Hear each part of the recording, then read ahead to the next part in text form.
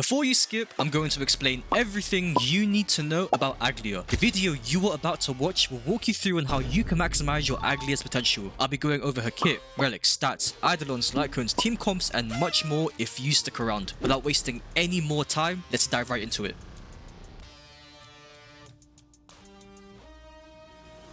For the people in the back that are still lost on what a memo sprite is, Aglaea is pretty much two characters rolled into one. What I mean by this is that she introduces a new gameplay mechanic known as memo sprite. Although the mechanic is similar to the summon mechanic, there is a distinct trait that memo sprites have that summon does not. Memo sprites are treated as individual units from their summoner or memo master, so they are literally another character in your team. In other words, they are able to have their own set of HP, take enemy aggro, be targeted by allies.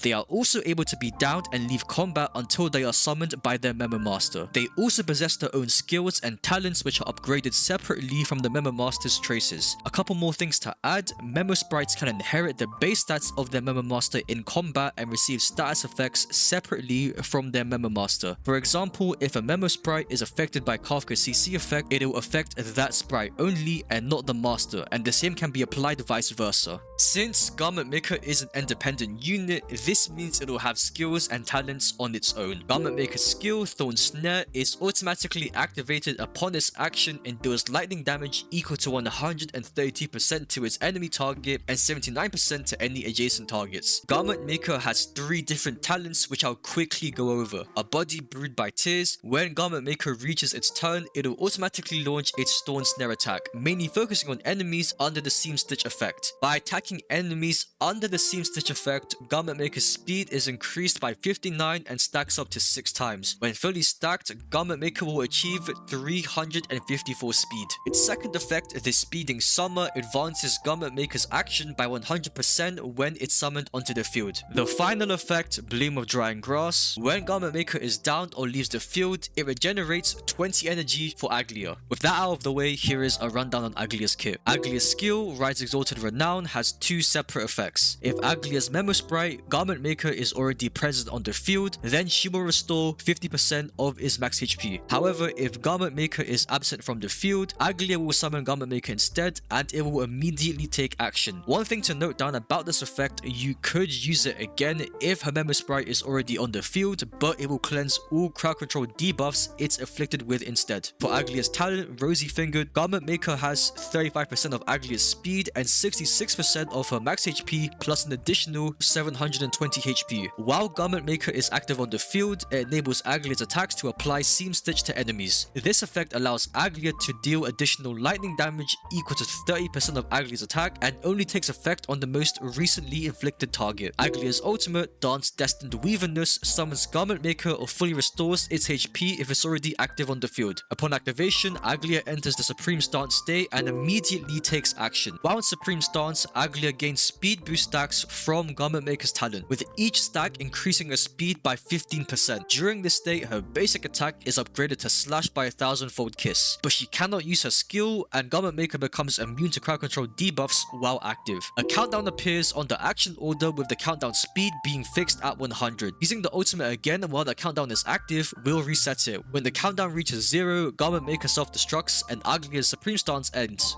This mechanic enables Aglaea to temporarily amplify her attacks and speed while relying on Garment Maker's presence for extra damage. As I mentioned earlier, when Aglaea achieves the Supreme Stance state, her basic attack is enhanced to Slash by 1000-fold Kiss. She cannot activate her skill while in this state, nor can she recover skill points while using her enhanced basic attack. Aglaea and the Garment Maker launch a joint attack to their primary target to deal lightning damage equal to 240% of Aglaea and Garment Maker's attack. Adjacent enemies, on the other hand, receive lightning damage equal to 108% of Aglaea and Garment Maker's attack. Lastly, for Aglaea's technique, Meteoric Sunder, Aglaea summons Garment Maker and launches a forward joint attack. After Aglaea enters battle, she regenerates 30 energy and deals lightning damage equal to 100% of her attack to all enemy targets. Then she inflicts a random enemy with the Seam Stitch state. For Aglaea's major traces, her first major trace is going to be the Myopic's Doom. While Aglaea is in the Supreme Stance state, Aglaea and Garment Maker's attack is increased by 720% equal to Aglaea's speed, and 360% equal to Garment Maker speed. So basically you're going to be receiving a very hefty attack buff. The second major trace, Last Thread of Fate, is activated when Garment Maker leaves the field. 1 stack of speed from its talent, A Body Brewed by Tears, is retained. The 59 speed, which is the equivalent of 1 stack, is distributed to Garment Maker once it is summoned again onto the field. Onto Aglaea's final major trace, the Speeding Soul. If Aglaea's energy is lower than 50% at the start of battle, her energy regenerates until she is at 50%. Before we take a look at her relics, the stats she receives from her mana traces include a 22% lightning damage boost, 4% crit rate, and 12% defense. For your talent priority, you want to go with basic attack, ultimate, memo talent, Aglaea's talent, memo skill, and Aglaea's skill.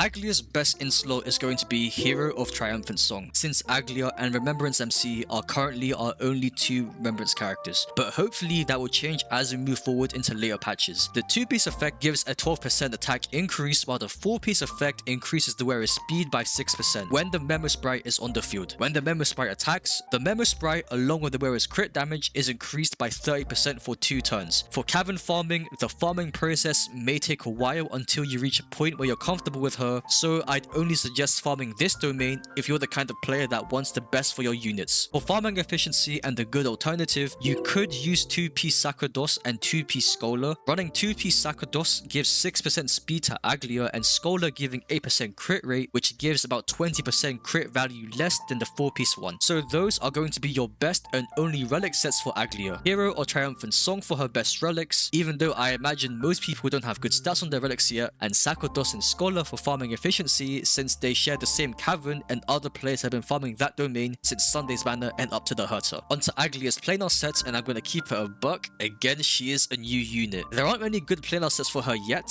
however that may change as we move forward into later updates. Banana Amusement Park is going to be Aglaea's best planar set as of right now. Having this set equipped gives 60% crit damage to the wearer, and when summoning a unit in combat, the wearer gains an additional 32% crit damage. Rutilant Arena is going to be her secondary option. However, I'd only suggest using this set if you have better substats on your pieces compared to Banana Amusement Park. The wearer gains 8% crit rate, and upon reaching 70% or higher crit rate, the wearer's basic attack and skill damage is increased by 70%. Aglaea's pet attacks are also considered as basic attacks, and since Aglaea wants to reach her enhanced basic attack in combat, you'll pretty much only be basic attacking your enemies, which gives more value to the set. Sadly, both planar sets don't provide buffs to her pet and only Aglaea herself. Obviously, the third time again, down the line will receive better planar sets and relic sets too that will aim to improve the value of a Memo Sprite, since Aglaea's value comes from a Memo Sprite. So that means chill out on the Doom posting, guys. We keep doing this for every new character. Anyway, here is her stat priority. I will leave this up for a few seconds before we move on to our Eidlons.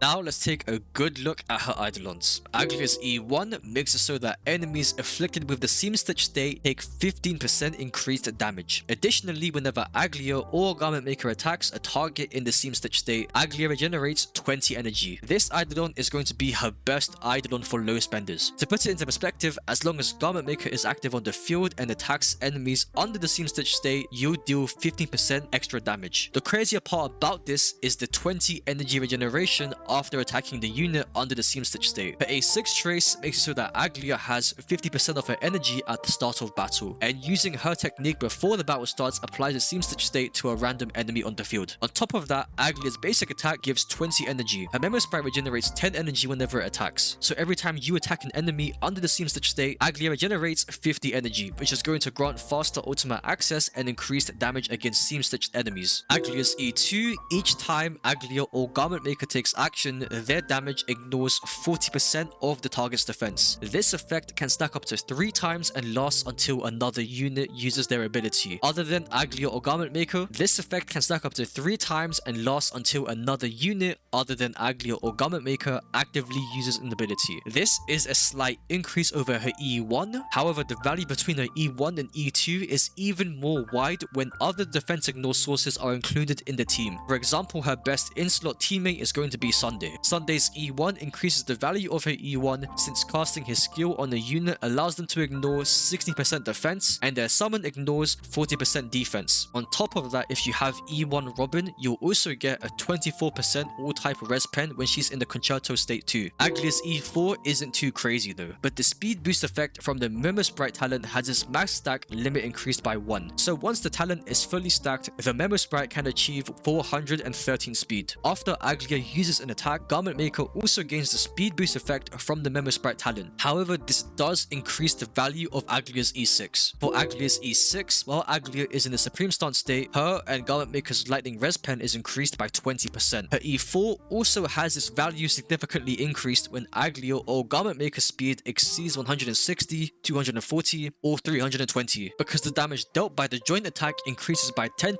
30%, or 60% depending on how much speed you have. But once you achieve 7 stacks, Aglaea and Garment Maker achieve 413 additional speed from her E4 and guaranteed 60% attack and 20% res pen, and this gets even better when you add on her Eidlons from her teammates. Now whether you're pulling for an E1 or S1, I will cover that on the Lightcone section, which we'll be covering right now, but her E2 is definitely worth considering if you have the invested units.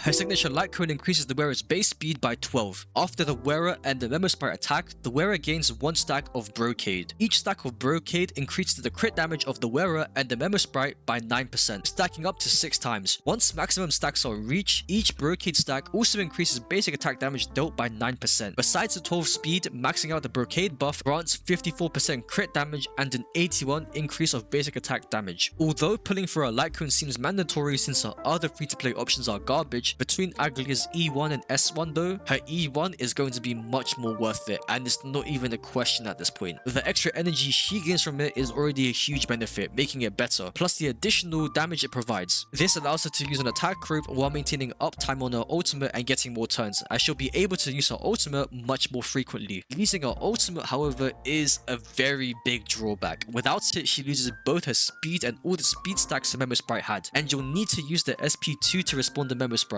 Her S1 does make building her a lot easier, especially if you want to speed tune her, for example with Sunday. However, I recommend prioritizing an E1 over her S1. If you already have Sunday, S1 and Huohuo and Shed Feeling, which only gives 4 extra energy to the team and 4 to 8 extra energy for Aglaea each time she uses her skill. Some people may have an easier time building her with ×2 plus 1 speed over Sunday, since it's more beneficial than having more turns. Sweat Now Cry Less is another okay option for Aglaea too. At S1, the Lightcone provides 12% crit rate. However, it has another effect where it buffs Aglaea's Memo Sprite. When the wearer's Memo Sprite is on the field, the wearer and the Memo Sprite deal 24% increased damage. Bear in mind, this is only attainable through the Battle Pass. If you intend to S5 the Lightcone, you receive 20% crit rate and 36% crit damage, which is obviously going to be a big improvement over her E1. Genius's Greetings is another okay option as it increases her attack by 32% at S5. After the wearer uses their ultimate, the wearer and the Memo Sprite gets the basic attack increased by 40% for 3 turns.